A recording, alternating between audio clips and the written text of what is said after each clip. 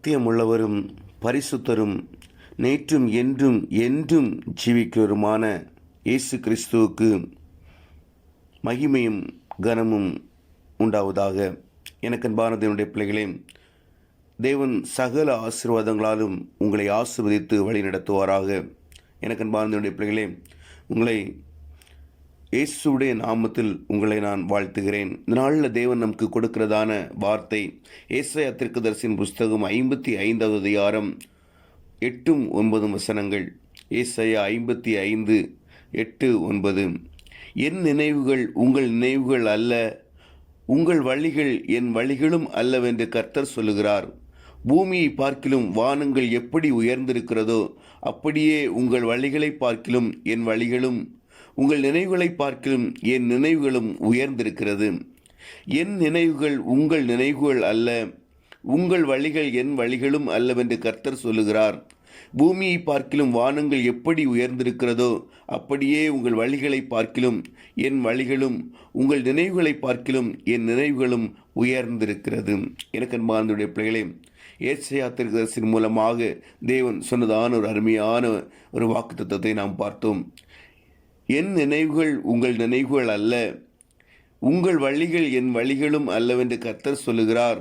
பூமியை பார்க்கிலும் வானங்கள் எப்படி உயர்ந்திருக்கிறதோ அப்படியே உங்கள் வழிகளை பார்க்கிலும் என் வழிகளும், உங்கள் நினைவுகளை பார்க்கிலும் என் நினைவுகளும் உயர்ந்திருக்கிறது என்று கர்த்தர் சொல்லுகிறார். எனக்கு அன்பார்ந்த பிள்ளைகளே, எவ்வளோ ஒரு அருமையான ஒரு வார்த்தை. நிச்சயமாக நம்முடைய நினைவுகள் அவருடைய நினைவுகள் அல்ல, நம்முடைய வழிகள் அவருடைய வழிகளும் அல்ல.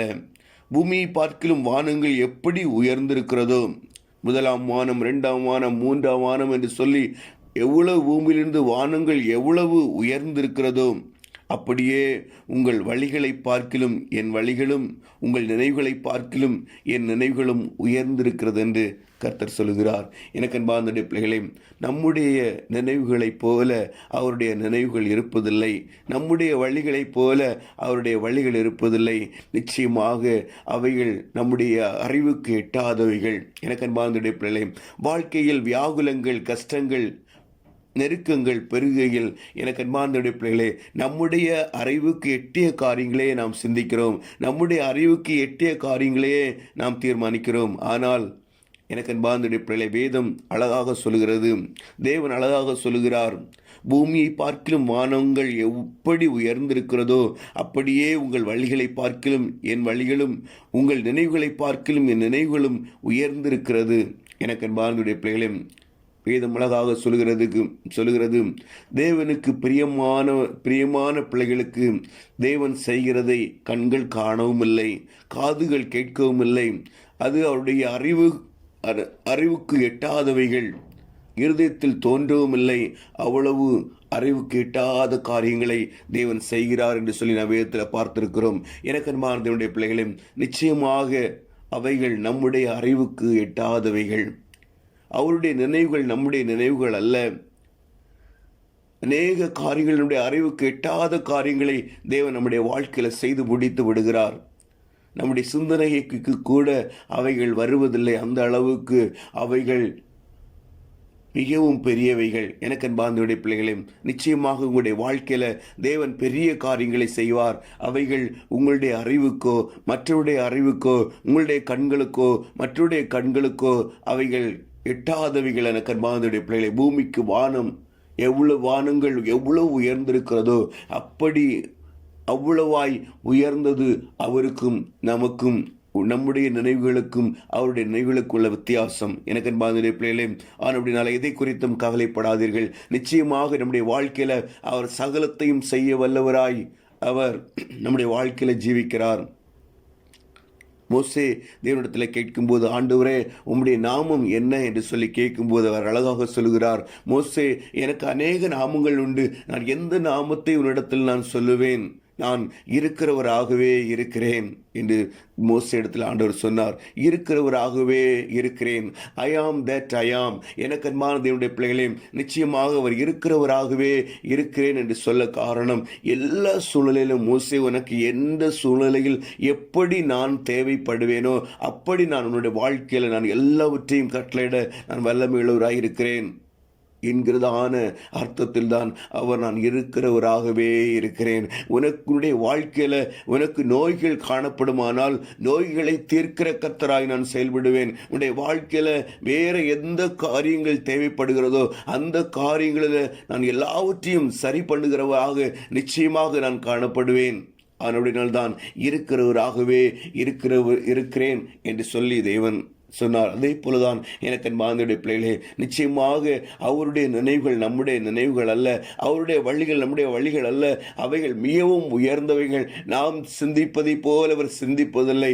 அவர் 6 நாட்களுக்குள்ளாகவே பூமியின் எல்லா காரியங்களையும் படைத்து முடித்து 7ஆம் நாளில் ஓய்ந்திருந்தார். எல்லாம் நல்லதென்று கண்டார். எனக்கு அன்பார்ந்தவருடைய பிள்ளைகளே, அவை எல்லாவற்றையும் அதன் காலத்தில் அவர் நேர்த்தியாய் செய்து முடித்திருக்கிறார். ஆகாய விரிவை அவர் பரப்பி எல்லா காரியங்களையும் அருமையாய் செய்து முடித்தார். எனக்கு அன்பார்ந்தவருடைய பிள்ளைகளையும் அனுபடினால் உங்களுடைய வாழ்க்கையிலும் எப்படி எல்லா காரியங்களையும் ஒரு செய்து முடித்து வைத்திருக்கிறபடினால் எதை குறித்தும் கவலைப்படாதீர்கள். ஏனென்றால் நம்மை தேவன் அநாதி காலம் முதல் இந்த உலகத்தில் உருவாகும் முன்னமே தேவனுடைய பிள்ளையாக அவருடைய பரிசுத்த ஜனமாக அவர் தெரிந்து கொண்டபடினால் அவரோடு கூட ஆளுகை செய்கிறவர்களாக தேவன் நம்மை தெரிந்து கொண்டபடினால் எல்லாவற்றையும் நமக்கு என்று அவர் ஆயத்தப்படுத்தி வைத்து முடித்து விட்டார்.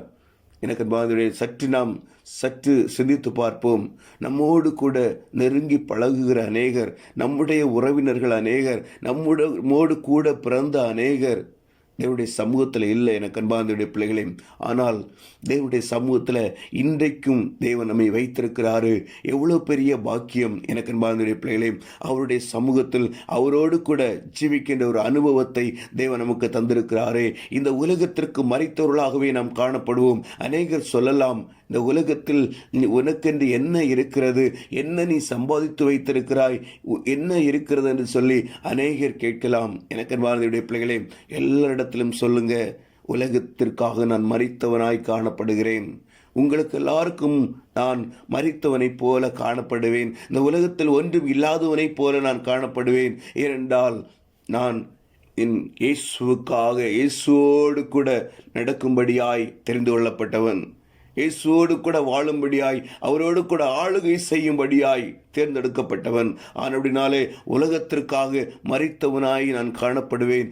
ஆனால் என் இயேசு ஆவிக்குரிய வாழ்க்கையில் இயேசுவோடு கூட நடக்கிற நான் உங்கள் எல்லாரையும் விட பரிசுத்த ஜனமாய் ஆதி முதலே அவர் என்னை தெரிந்து கொண்டபடினால் அவர் என்னை வேறு விரித்து நடத்துவார் என்று சொல்லி தேவனுடைய சமூகத்தில் அப்படி சொல்லும்போது நிச்சயமாய் எனக்கு அன்பார்ந்தவருடைய பிள்ளைகளே, தேவன் நம்மை வழிநடத்த வல்லமுள்ளவராய் இருக்கிறார். நிச்சயமாக நம்முடைய நினைவுகள் அவருடைய நினைவுகள் அல்ல, நம்முடைய வழிகள் அவருடைய வழிகள் அல்ல.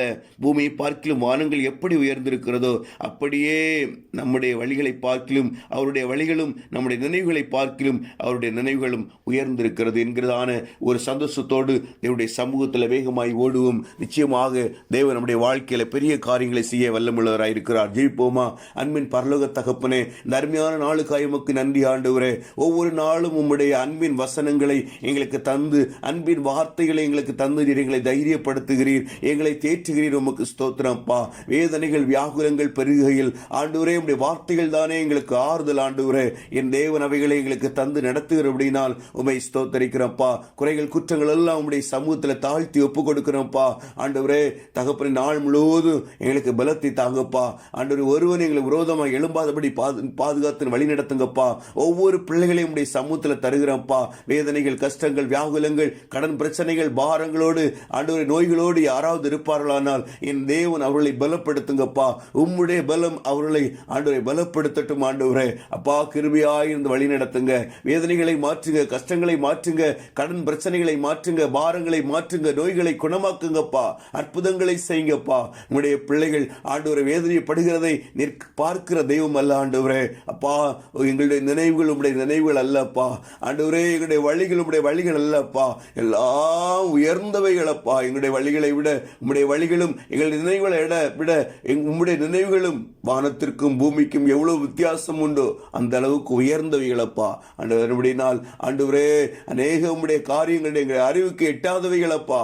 ஆண்டவருக்காய்மை ஸ்தோத்தரிக்கிறோம். எங்களை வழி நடத்துங்க, எங்களை தைரியப்படுத்துங்க, எங்களை போதித்து வழி நடத்துங்க. எல்லாவற்றையும் உடைய சமூகத்தில் தாழ்த்தி ஒப்புக் கொடுக்கிறோம். இன்ப இயேசுவின் மூலம் ஜெபங்களும் நல்ல பிதாவே. ஆமேன், ஆமேன், ஆமேன்.